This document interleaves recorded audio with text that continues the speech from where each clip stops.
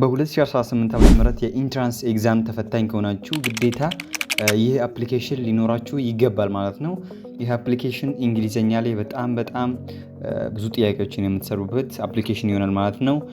ግራመር ሴክሽን አለው፣ በተጨማሪ ቮካብላሪ ሴክሽን አለው፣ ሪዲንግ ኮምፕሬንሽን ሴክሽን አለው፣ ኮሚኒኬሽን ሴክሽን አሉት ማለት ነው። ስለዚህ በዚህ አፕሊኬሽን እንግሊሻችሁን ማዳበር ትችላላችሁ ማለት ነው።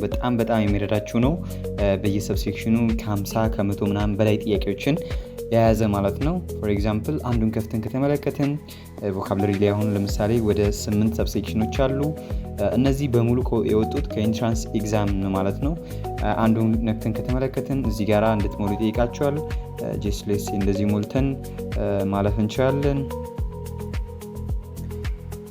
ከዛን ደግሞ በዚህ ወይ ጥያቄዎችን ያመጣላችኋል ማለት ነው። እስከ 60 ትሰራላችሁ።